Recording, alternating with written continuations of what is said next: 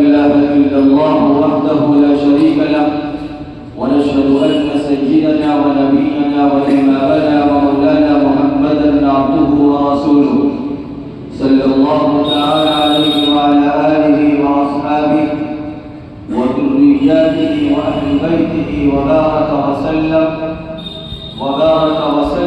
تسليما كثيرا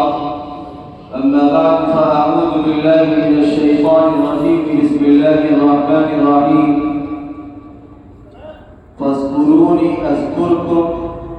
واشكروا لي ولا تكفرون صدق الله المولانا العلي العظيم وقال رسول الله صلى الله عليه وسلم بني الإسلام على 5 شهادة أن لا إله إلا الله وأن محمدا عبده ورسوله وإقام الصلاة وإيتاء الزكاة والحج وصوم رمضان أو كما قال صلى الله عليه وسلم. اللہ رب العزت والجلال کا بے پناہ انسان ہے، شکر ہے کہ اللہ رب العزت والجلال نے ہم سب کو دنیا کی سب سے مقدس اور بابرکت جگہ مسجد سے بیٹھنے کی توفیق عطا فرمائی. عزت مآب حضرت نبی کریم سرور دو عالم صلی اللہ علیہ وسلم جو ہم سب کے سب سے بڑے محسن ہیں، ہم سب کے سب سے بڑے غمخوار ہیں، ہم سب کے سب سے بڑے معلم ہیں، ہم سب کے سب سے بڑے استاد ہیں. حضرت نبی کریم علیہ الصلوات و تسلیم نے ایک موقع پر اپنے اصحاب، اپنے صحابہ رضوان اللہ تعالی علیہم اجمعین کو یہ خطاب فرمایا تھا کہ دنیا میں سب سے بہترین آدمی وہ ہوتا ہے جو قرآن کریم کو سیکھتا ہے یا سکھاتا ہے. خیرکم من تعلم القرآن وعلمہ، سب سے بہترین اور سب سے اچھا آدمی وہ ہے جو قرآن کریم کو سیکھے اور سکھائے. جناب رسول اللہ صلی اللہ علیہ وسلم کے دور سے اب تک یہ سلسلہ اللہ رب العزت والجلال نے جاری کیا ہے. ہر دور کے اندر ایسے افراد پائے گئے ہیں جو قرآن کریم کی حفاظت کرنے والے ہیں. ہر زمانے کے اندر ایسے افراد اللہ رب العزت والجلال نے پیدا کیے ہیں جو قرآن کریم کو نسلاً بعد نسل امت تک منتقل کرتے رہے. حضرات صحابہ کرام رضوان اللہ تعالی علیہم اجمعین نے جناب رسول اللہ صلی اللہ علیہ وسلم سے جو قرآن سیکھا تھا، جو قرآن حاصل کیا تھا، وہی قرآن اپنے بعد والے زمانے کے لوگوں تک منتقل کر دیا. نسل در نسل قرآن کریم کا یہ نسخہ چلتا رہا اور اللہ رب العزت والجلال نے اس کی حفاظت کی جو ذمہ داری لی اور یوں ارشاد فرما دیا کہ ہم ہی اس کی محافظ ہے، تو اللہ رب العزت والجلال نے دنیا کے اندر ایمان والوں کے درمیان میں بے شمار مدرسے قائم کر دیے. بڑے مدرسے قائم کیے، چھوٹے مدرسے قائم کیے، مکتب قائم کیا اور پوری دنیا کے اندر یہ نظام برپا ہو گیا کہ ہر مدرسے، ہر مکتب کے اندر چھوٹے چھوٹے معصوم بچے قرآن کریم کے محافظ بن جاتے ہیں. یہ اللہ رب العزت والجلال کا آپ حضرات اپنے اوپر شکر ادا کریں کہ اللہ رب العزت والجلال نے آپ کے اس علاقے کے اندر، آپ کے اس محلے کے اندر قرآن کریم کی حفظ کا، قرآن کریم کی تحفیظ کی شکل میں اللہ نے آپ کو ایک مکتب، ایک مدرسہ دے دیا. یہ انعام خداوندی ہے اور آپ اس انعام خداوندی پر جتنا زیادہ شکر ادا کریں گے آپ اتنا ہی زیادہ کامیاب ہوں گے. قرآن حکیم کے اندر اللہ رب العزت والجلال ارشاد فرماتے ہیں لئن شکرتم لازیدنکم، اگر ایمان والے بندے ہمارے کسی نعمت پر شکر ادا کریں گے تو ہم اس نعمت کے اندر اور زیادہ اضافہ کرتی ہے۔ تو آپ کو یا ہم کو یا اس پورے علاقے کے بسنے والے ایمان والوں کو انعام خداوندی سمجھنا چاہیے کہ ہمارے محلے کے اندر یا ہمارے محلے کی اس مسجد کے اندر اللہ رب العزت والجلال نے 3 حافظ قرآن پیدا کر دیا۔ آپ یہ یقین کریں اس دنیا کی سب سے بڑی یہ سعادت ہے کہ اگر کسی محلے کسی مکتب کے اندر کسی علاقے کے اندر کوئی ایک حافظ بھی پیدا ہو جائے تو یہ سب سے بڑا انعام خداوندی ہے۔ جناب رسول اللہ صلی اللہ علیہ وسلم اس فرد کو یا اس انسان کو اپنے سب سے زیادہ قریب سمجھتے ہیں جو قرآن کریم کا حافظ ہو یا قرآن کریم کو پڑھنے والا ہو۔ قرآن کریم کے حافظ دنیا کے اندر بے شمار ملیں گے۔ ہر محلے کے اندر، ہر گاؤں کے اندر، ہر مسجد کے اندر اللہ کا یہ انعام ہے کہ حفظ کا مدرسے کا نظام اللہ نے برپا کر دیا۔ لیکن عوام و خواص جو مدارس دینیہ سے تھوڑا دور رہتی ہے، جو قرآن کریم کو حفظ نہیں کر پائی، جو قرآن کریم کو صحیح نہیں پڑھ پاتی ہے، اس کی بھی ذمہ داری ہے کہ وہ قرآن کریم کے حق کے مطابق قرآن کریم کو پڑھنے کی کوشش کرے۔ میں آپ کو ایک نام بتاتا ہوں، بنگال کے اندر ایک صاحب گزرے شیخ روح اللہ، تقریباً ان کی عمر تھی 70-72 سال۔ ایک دن وہ اپنے محلے کے ایک مسجد کی طرف سے گزر رہے تھے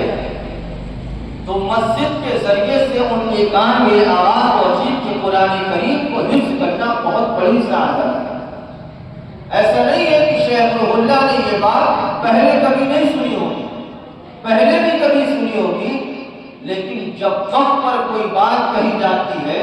اور وہ قبولیت کا وقت ہوتا ہے تو وہ بات دل میں جا کر اسی وقت تک سے لگ جاتی ہے۔ شیخ روح اللہ رحمت اللہ علیہ مسجد کے سامنے سے گزر رہے تھے، مسجد کے ممبر سے یہ آواز پہنچتی ہے کہ قرآن کریم کو حفظ کرنا، قرآن کریم کو مزبانی یاد کرنا یہ انعام خداوندی ہے۔ چنانچہ شیخ روح اللہ نے اپنے 70 سال کی عمر کے اندر یہ عہد کر لیا کہ ہم کو قرآن کریم یاد کرنا ہے۔ 72 سال کا بوڑھا آدمی جو تقریباً اپنے عمر کے بالکل آخری حصے میں ہے، وہ اس بات کا اپنے پروردگار سے وعدہ کرتا ہے کہ والے رہا کچھ بھی ہو جائے ہم کو قرآن یاد کرنا ہے۔ شیخ روح اللہ کے متعلق کتابوں کے اندر یہ بات درج ہے، لکھی ہوئی ہے کہ شیخ روح اللہ بستر مرگ اپنے آرام آخری عمر میں تھے اور یہ تڑپ جا کر دل میں بیٹھی ہے۔ اس عمر میں 72 سال کی عمر کے اندر تقریباً 4 سال کے عرصے میں شیخ روح اللہ 76 سال کی عمر میں حافظ قرآن ہے۔ ایک بات دل میں گزر گئی کہ ہم کو قرآن کریم حفظ کرنا ہے، یاد کرنا ہے۔ دنیا کے اندر بے شمار لوگ گزرے ہیں جو اپنی ابتدائی وقت میں اگر قرآن کریم کو نہیں یاد کر سکے تو وہ اپنے عمر کے بالکل آخری حصے میں قرآن کریم کو یاد کرنے والے ہیں۔ آج بھی اگر آپ مشاہدہ کریں گے، تلاش کریں گے تو محلے در محلے ایسے لوگ مل سکتے ہیں جو اپنی عمر کے آخری حصے میں ہیں لیکن قرآن کریم کی محبت میں وہ قرآن کریم کو یاد کرتے ہیں۔ مظاہر علوم سہارنپور کا اگر آپ نے نام سنا ہو یا ممکن ہو کہ دیکھا بھی ہو، وہاں پر ایک بزرگ گزرے مناظر اسلام حضرت مولانا اسعد اللہ صاحب رحمۃ نور اللہ مرکزہ، جو مظاہر علوم سہارنپور کے ناظم اعلیٰ ہوا کرتے تھے۔ تقریباً حضرت کی عمر تقریباً 75 سال کی عمر ہے اور بالکل کمزور تھے، مظاہر کے ناظم تھے، لوگوں سے ملاقات کرتے تھے، مریدین آتے تھے، اپنے وقت کے سب سے بڑے شیخ کامل بزرگ تھے۔ 75 سال کی عمر کے اندر حضرت مولانا اسعد اللہ صاحب رحمۃ اللہ نور اللہ مرکزہ 75 سال کی عمر کے اندر روزانہ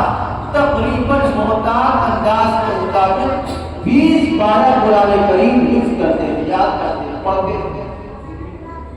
اسی مظاہر علوم سہارنپور کے ایک اور بزرگ گزرے، فقیہ الاسلام حضرت مولانا مفتی مظفر حسین صاحب نور اللہ برکاتہ، اپنے وقت کے سب سے بڑے مفتی اعظم تھے۔ ان کو لقب دیا تھا ہندوستان کے علماء نے فقیہ الاسلام کا، یعنی مذہبی اسلام کا سب سے بڑا جانکار آدمی۔ حضرت رحمت اللہ علیہ کی عمر تقریباً 82 سال کی عمر ہے، اور اس 82 سال کی عمر کے اندر روزانہ قرآن کریم، ایک قرآن کریم پڑھنے کا معمول۔ ان کے بعد کے لوگوں میں ایسے بے شمار لوگ دوسرے دنیا کے اندر جو قرآن کریم کو حفظ بھی کرتے تھے، قرآن کریم کو پابندی کے ساتھ پڑھتے تھے۔ ہمارے اور آپ کے شہر کے اندر ایک بزرگ گزرے، حاجی رکن الدین صاحب، بہت سارے لوگوں نے ان کو دیکھا بھی ہوگا۔ اللہ والے تھے، نیک آدمی تھے، صالح آدمی تھے، صالحیت والے تھی۔ اس مرد قلندر نے اپنی عمر کے بالکل آخری پڑاؤ پر میری ملاقات ہوئی تو کہنے لگے روز آنا 15-12 پڑھنے کا معمول۔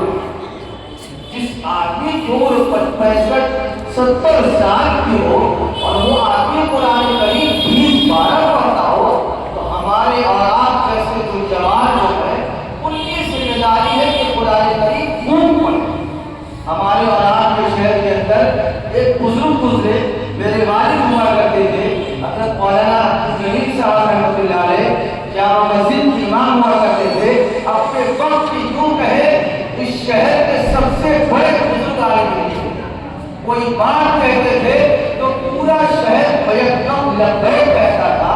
ان کے جانے کے بعد اب تک یہ کہنا ہے کوئی مرد قلندر نہیں ہے اس شہر کے اندر جس کی آواز پر پورا شہر لبیک کہہ سکے۔ وہ مرد قلندر کینسر جیسے مہلک مرض کے اندر مبتلا ہوتے ہوئے تقریباً 15-12 پڑھنے کا روز کا معمول تھا۔ ڈاکٹر بمبئی کے ڈاکٹر نے ابا سے صاف طور پر منع کیا تھا، امام صاحب روزہ مت رکھیے، قرآن مت پڑھیے، آرام کریے۔ وہ مرد قلندر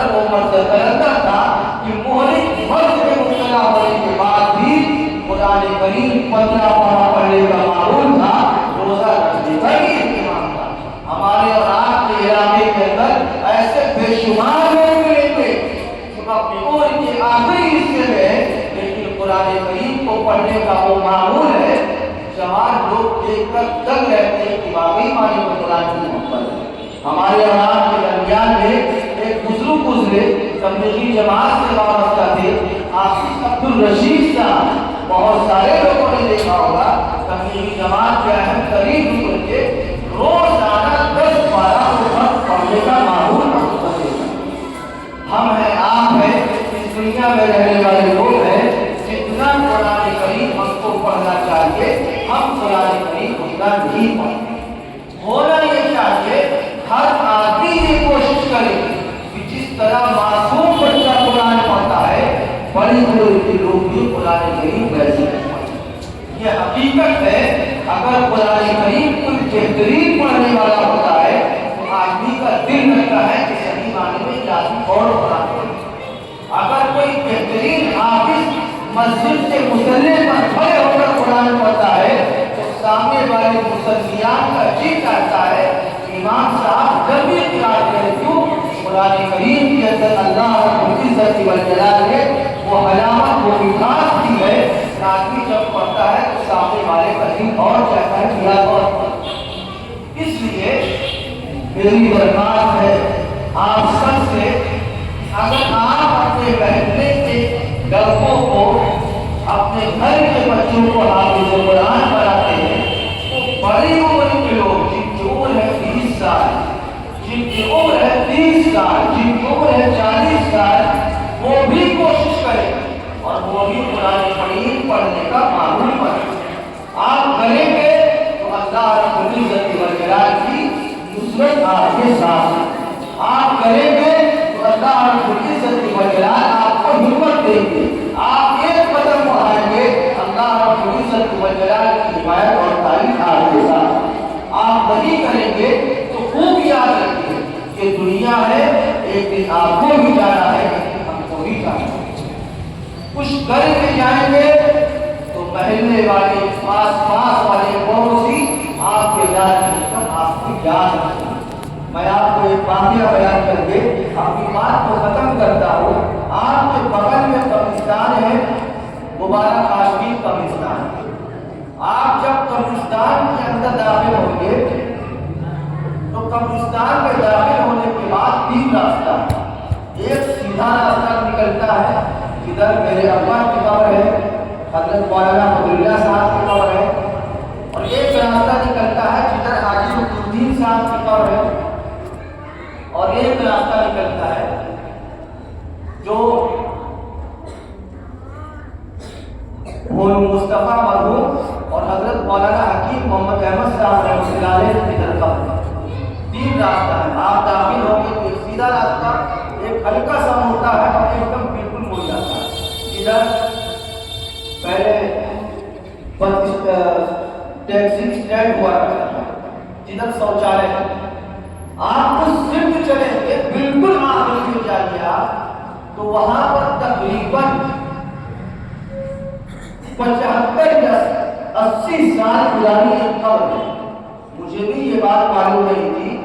لیکن مجھے بھی وہاں کے ذمہ داروں نے ہاتھ قبر پر نشاندہی کی ہے کہ کیسی وہ قبر ہے۔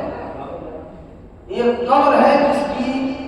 مدت تقریباً 75 یا 80 سال ہو گئی ہے،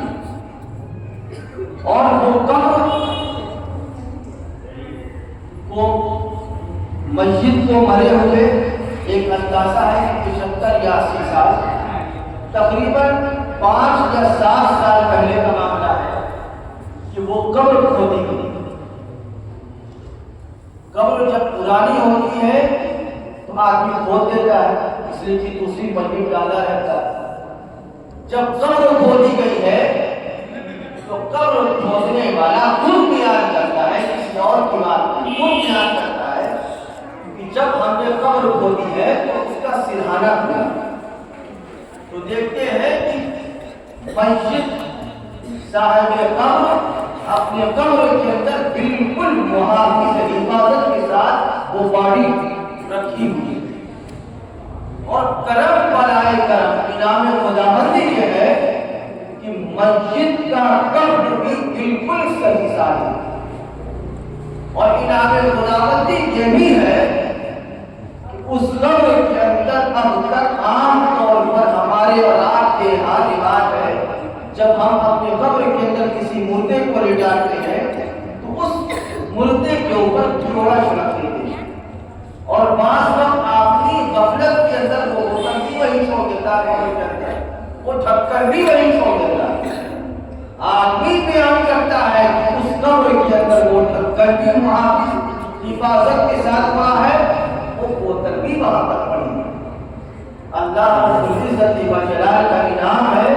کہ ان لوگوں نے سلام کر کے اس قبر کے اس حصے کو بند کر دیا۔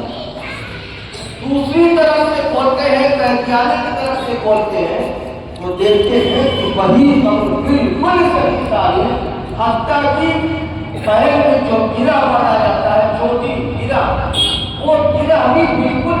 معلوم ہوتا ہے کہ ابھی یہ قبر بچی گئی، اور کھولنے کے بعد وہ خوشبو ہے، وہ مٹھاس ہے، وہ لذت ہے کہ کھودنے والا بیان کرتا ہے 60 سال ہو گیا، اب تک یہ معاملہ، اب تک یہ منظر، اب تک یہ مشاہدہ کسی کے متعلق نہیں دیکھا جا سکتا۔ ان کو تشویش ہوئی کہ یہ قبر کس کی ہے، معلوم کیا جائے کہ یہ خدا کا بندہ کون ہے جس کے متعلق اللہ رب العزت و جلال اتنے سال گزرنے کے بعد بھی یہ میت محفوظ ہے۔ تشویش ہوئی، پتہ لگایا، تحقیق کی گئی تو پتہ چلتا ہے کہ وہ بندہ مومن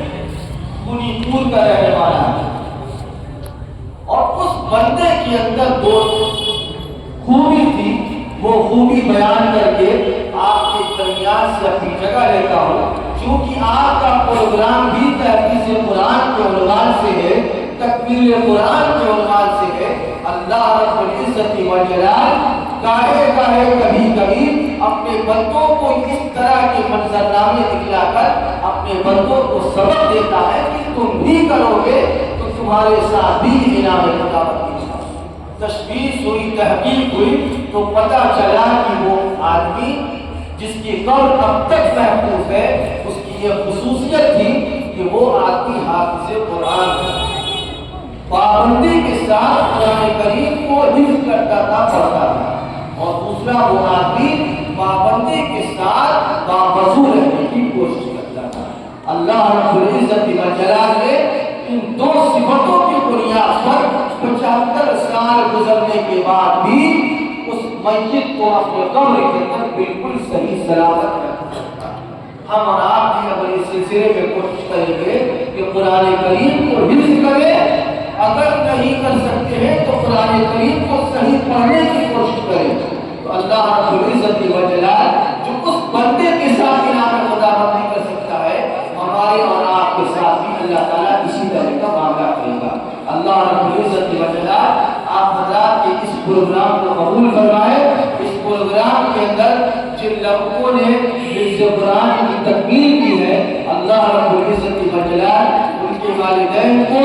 اس دنیا کے اندر بھی نعمتوں سے مالا مال فرمائے، آخرت کے اندر بھی نعمتوں سے لطف اندوز فرمائے، اور آپ حضرات کی اس کوشش کو جو اس محلے کے اندر کوشش انجام کی جا رہی ہے، باری تعالیٰ اس کوشش کو